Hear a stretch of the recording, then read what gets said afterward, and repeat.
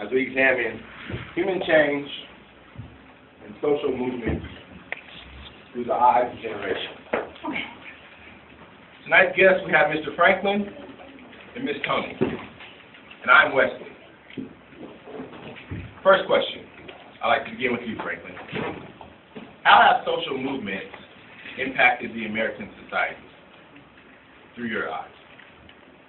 Well, for my era, movements have brought an awakening and awareness about our society, how we can be separated into groups, and that awareness has helped us to focus on we don't want to be that. We want to work together, separate and gone, all groups for the same purpose, for the same cause. Nice. The power of society. Nice. I agree. Very well put. Ms. Tony, how do you see how social movements have impacted the American society? Some social movements have been positive, some not so positive.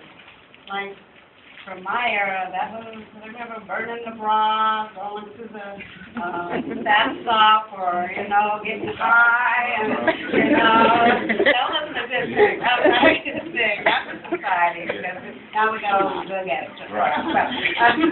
What Dr. Martin Luther King did, and people like Gandhi, and other, people who have taken a stand for society as a whole. That's been a good thing. Yes. I got stories I could tell you. I hear you. We'll talk about that. My next question.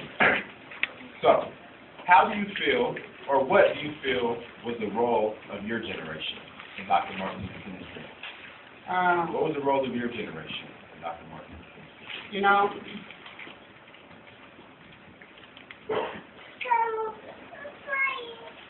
What part of the country? I was lucky I lived in the North.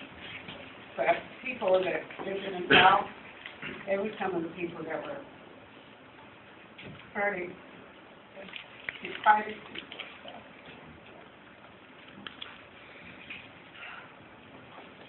Now, I can see it, they're going different up here. It's really different up here.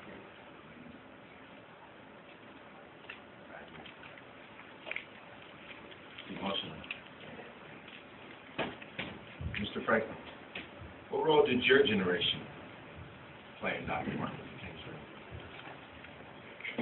role? It started with our generation. And it was hard not to get involved because you were living through what was going on. It wasn't by choice. Yeah. And so we were compelled to stand up and make a decision and just have that frame of mind about things have to change.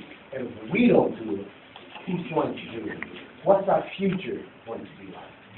So we just set things in motion. But what we need to have continued is to pass that torch on and make sure the movement keeps moving forward. Passing the torch.